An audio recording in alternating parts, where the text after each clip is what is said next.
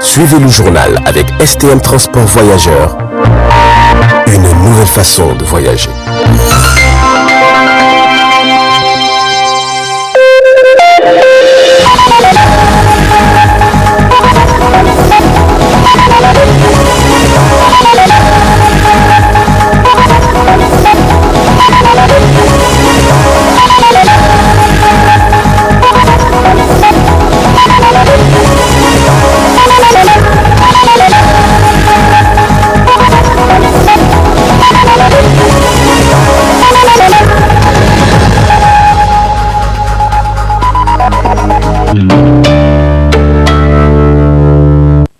Mesdames et messieurs, bonsoir et ravi de vous retrouver sur cette grande édition d'information de 20h15 sur le miroir de la femme. Nous ouvrons cette édition avec l'élection hier matin du nouveau maire central de la ville de Niamey, opposant deux candidats, dont Oumarou Moumouni Dogari du Modem FA Lumana et Amadou Moussa Ibrahim du PNDS Taraya.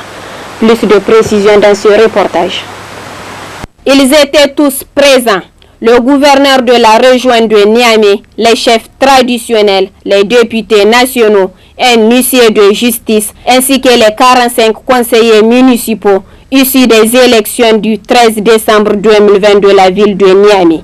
À cette élection du président conseiller spécial de la ville de Niamey, c'est l'occasion pour le gouverneur présent pour cette installation de rappeler les dispositions légales qui encadrent ce processus. La loi 2008-42 du 31 juillet 2008 relative à l'organisation et l'administration du territoire de la République du Niger pose en son article 8 le principe de l'élection en commune à statut particulier avec titre de ville, la commune urbaine dont l'agglomération principale a un chiffre de population au moins égal à 100 000 habitants. C'est ainsi que, dans le prolongement de cette prévision, l'ordonnance numéro 2010-55 du 17 septembre 2010 vient fixer les règles spécifiques applicables aux communes à statut particulier. Ainsi, au niveau de la ville de Niamey, nous avons deux organes. Un organe central au conseil de ville, comme organe délibérant et dépositaire des compétences transférées par l'État. Et un maire central, élu au sein du conseil de ville comme organe exécutif de la ville. Ce dernier est assisté par des adjoints. Ce rappel des dispositions légales est suivi de vérification des identités des 45 conseillers assiégés à la ville de Niamey par l'huissier de justice, tout en procédant au vote qui oppose deux candidats, à savoir M. Oumarou Dogari Moumouni du Modem FA Lumana et Amadou Moussa Ibrahim du PNDS Taraya. Ce vote qui a consacré l'élection de Oumarou Dogari Moumouni comme nouveau maire de la ville de Niamey avec 25 voix. Contre 20 voix pour Amadou Moussa Ibrahim, s'ensuit de l'élection des 3 vice-présidents du conseil de ville de Niamey, tout en respectant le quota de la femme. C'est ensemble que nous allons hisser notre ville au diapason des villes subsahariennes les mieux administrées en termes de gouvernance locale. À cet effet, nous allons œuvrer pour la recherche d'un développement harmonieux et durable de notre cité. Autrement dit, la ville comme institution assumera sa vocation de développement économique et social dans son ressort territorial, de coordonner et d'intégrer les actions initiées à la base. Et les actions d'aménagement qui seront conduites le seront sous la houlette du conseil délibérant, dans la seule et unique perspective de vous servir. Le conseil de ville se fera en somme le devoir de faire participer les citoyens sans exclusive à la prise de décision, à la gestion de ces activités et plus généralement à la gestion de la chose publique à travers les séances publiques que le maire, président du conseil de ville, tiendra régulièrement et sans lesquelles rien ne saurait être réalisé. Il en découlera de ces rencontres formelles des planifications participatives, base de l'expression des citoyens. ces plans locaux de développement reflèteront les besoins et les initiatives des habitants. Mieux, nous envisagerons des sessions de formation à la planification des citoyens en vue de permettre une meilleure appropriation des ressources locales et leur valorisation, de permettre le rapprochement de l'administration avec les administrés, d'assurer la responsabilisation des acteurs locaux dans la mise en œuvre des actions de développement. Nous donnerons ainsi corps au principe sacro-saint de redevabilité, édicté par l'ordonnance 2010-54 du 17 septembre 2010, c'est dit que la ville sera une institution libérale qui garantira l'exercice des libertés locales. Le Conseil doit créer une synergie d'efforts entre tous ses membres, une synergie d'action pluridisciplinaire en vue d'atteindre les objectifs de développement tant souhaités que nous avons déclinés amplement dans notre avant-projet de document cadre de politique de développement de la ville de Niamey. La mise en exécution des actions nécessite la participation de tous les acteurs. Rappelons que cet important document cadre sera soumis au conseil de ville, puis aux commissions et à l'administration pour enrichissement, avant d'être présenté à la population. Le document, une fois validé par le conseil, sera le leitmotiv des actions de développement. Il faut rappeler que le nouveau maire de la ville de Niamey sera assisté dans sa gestion par M. Zongo Gado Habiboulaye de Kishinkasa comme vice-président, M. Jibo Hamidou Diton de Gawai du Modem F.A. Lumana comme deuxième vice-président, suivi de Salamatou Alima Azou du Modem F.A. Lumana comme troisième vice-présidente. La nouvelle équipe dirigeante de la ville de Niamey est ainsi mise en place. Elle aura à assurer la gestion de la ville de Niamey tout au long de son mandat. Remise toujours hier dans l'après-midi du témoignage de satisfaction à l'ancien président de la délégation spéciale de la ville de Niamey par les responsables de la dite ville. Le point dans ce reportage. C'est pour rendre à César ce qui lui appartient et après une gestion réussie de la ville de Niamey à travers le programme Niamey Niala que tous les honneurs reviennent à Mouktar Mahmoudou, ancien maire, président de la délégation spéciale de la ville de Niamey.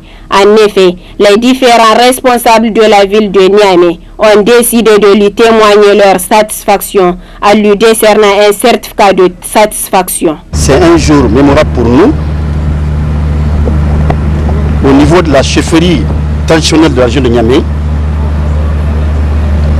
pour remercier et très sincèrement M. Mokhtar Mahmoudou ici présent, le président de la délégation de Niamey depuis un peu moins de 4 ans. Je parle au nom de la chefferie traditionnelle qui, sans démagogie,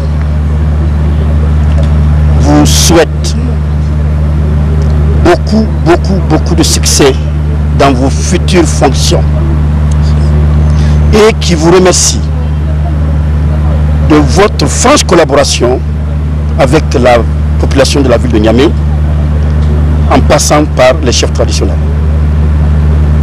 Pour ce, aujourd'hui, nous allons vous décerner, sinon nous décernons un témoignage spécial de satisfaction pour vos efforts combien louables que vous avez fait au niveau de la région de Niamey.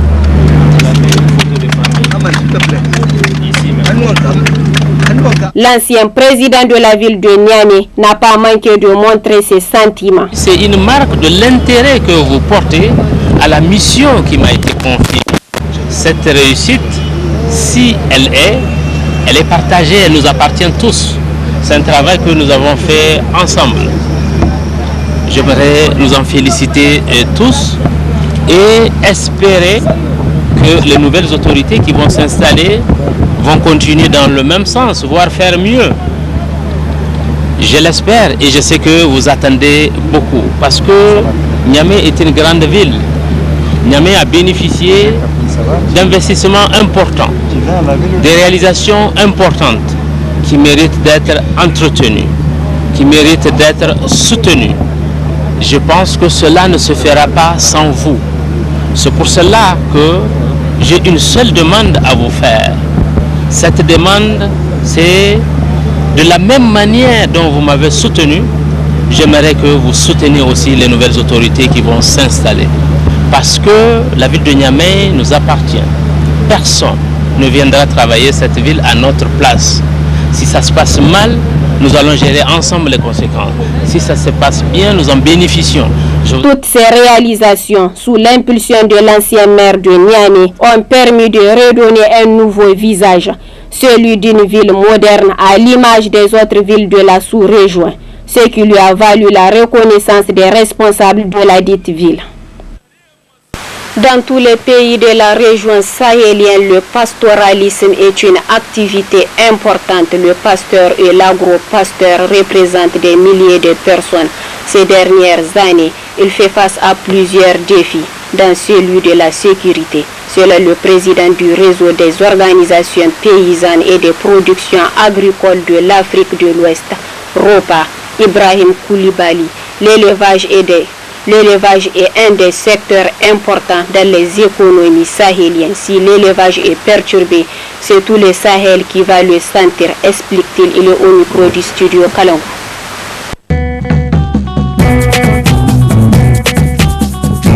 Vous savez, cette complémentarité entre le Sahel et les régions sud a toujours existé. Parce que, vous savez, on n'a pas les moyens d'acheter l'aliment bétail pour les 20 millions de bovins qui circulent dans cet espace-là. Personne ne peut les nourrir artificiellement. Donc on ne peut les nourrir qu'avec les pâturages naturels. Et ces pâturages naturels existent dans l'espace. Mais ce qu'on n'a pas, vous savez, on a une sorte de schéma d'intégration. Mais on n'a pas une vraie intégration. Les Béninois doivent comprendre que les pasteurs nigériens ne sont pas leurs ennemis. Au contraire.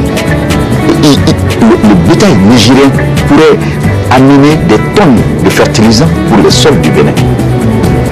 Et ils vont juste consommer du pâturage qui est là, qui va de toute façon se dégrader, pourrir.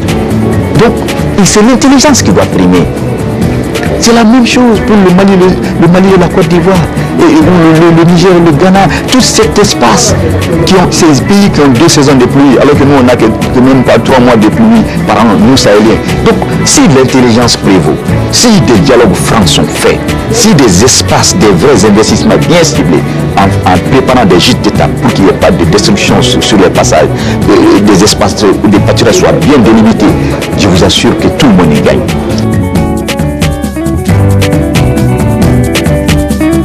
Vous savez, le seul bien que possèdent nos communautés, c'est les terrains. Donc, nos États doivent élaborer des législations foncières qui reconnaissent que les communautés ont des droits sur leurs terres. Et donc, on doit leur reconnaître ces droits-là de façon permanente. Si on fait cela, on crée les conditions d'un investissement à long terme dans la terre. Parce que les gens ne peuvent pas investir dans des terres où ils n'ont aucune propriété garantie. Donc, c'est ça qui permet vraiment de créer des unités de production très solides qui vont produire mieux, plus et pour une longue période.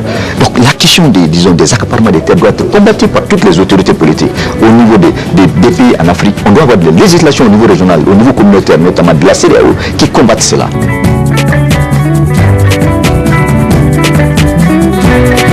Si les communautés d'éleveurs perdent leur seul capital, qui est leur troupeau, je vous assure, l'insécurité ne va pas s'arrêter. Donc c'est une question qui a un lien étroit avec la question de l'instabilité dans la région aujourd'hui. Il faut qu'on trouve des moyens rapides pour qu'on puisse sécuriser le bétail qui reste entre les mains des communautés d'éleveurs, qui puissent garder ces secteurs-là. Parce que l'élevage, c'est un des secteurs les plus importants dans les économies sahéliennes. Donc si l'élevage est perturbé, c'est tout le Sahel qui va le ressentir. C'est ça qui assure notre sécurité alimentaire, par la production du lait, de la viande et par la fertilisation des sols. Il y a énormément d'enjeux économiques. Donc pour moi, il faut que véritablement les États prennent cette question à bras le corps, qu'on crée des espaces de stabilisation pour que le bétail ne puisse pas être accaparé.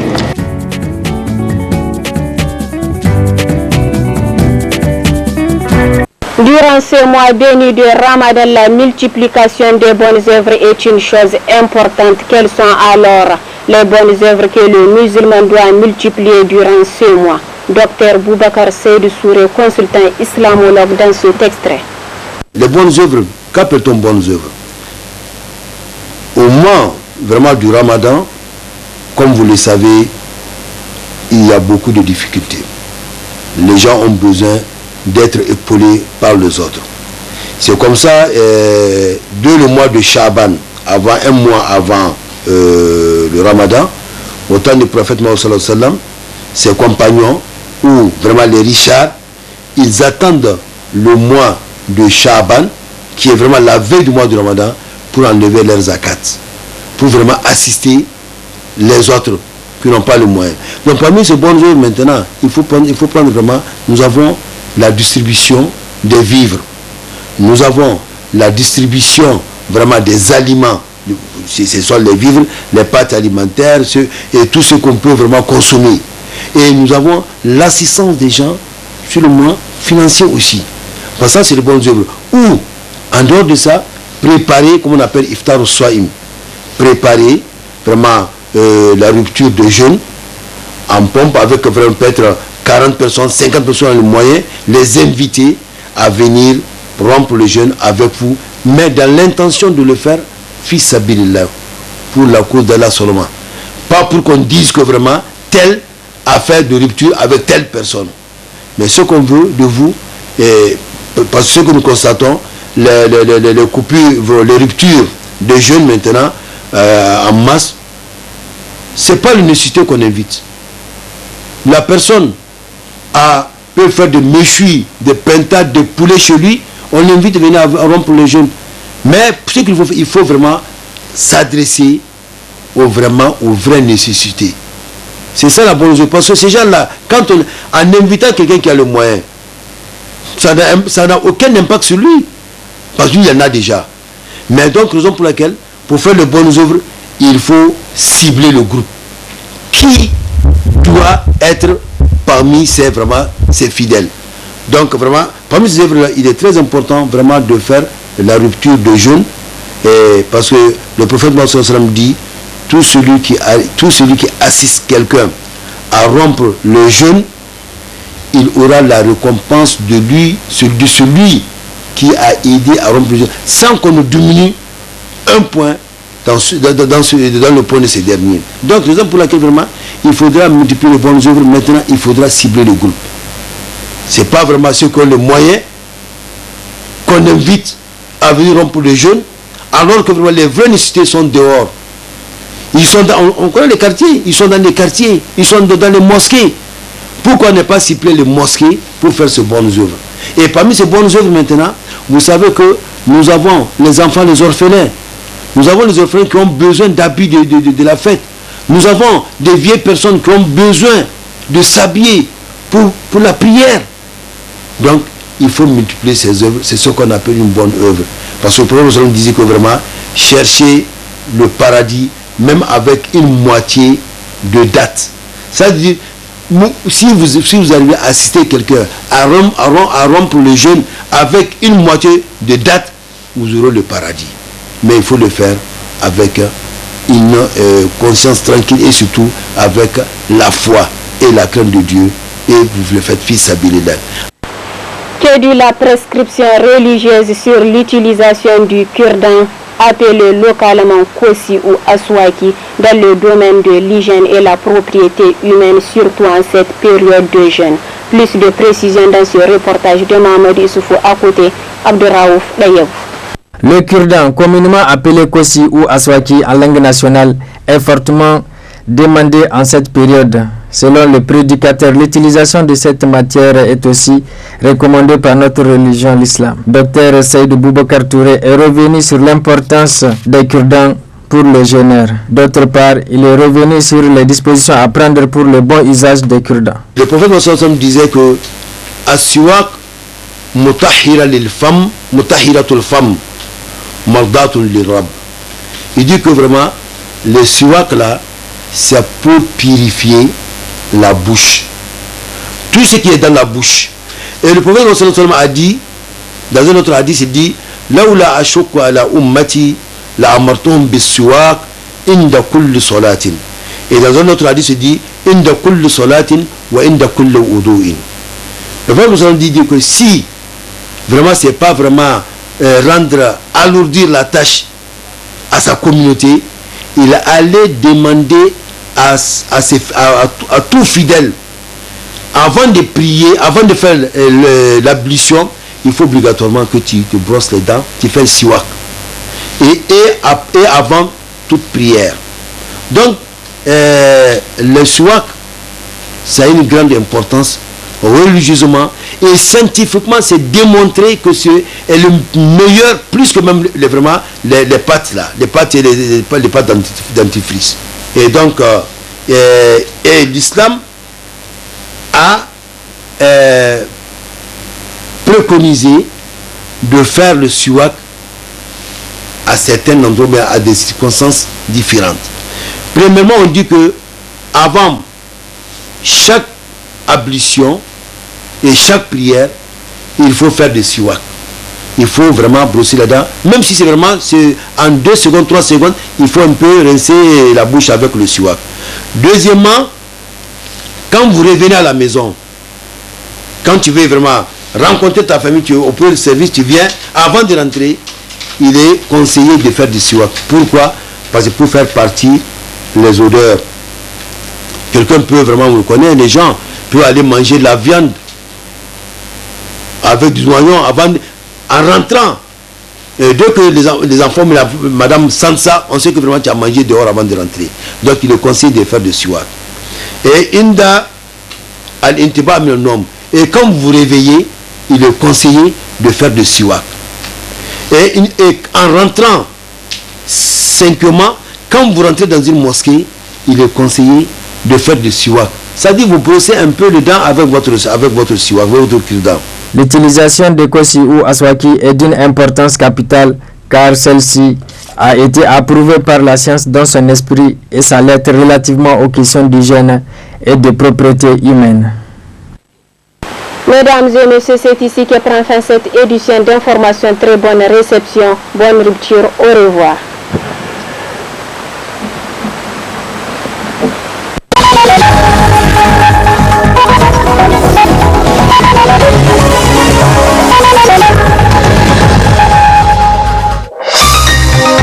Ce journal vous a été présenté par STM Transport Voyageurs. Une nouvelle façon de voyager.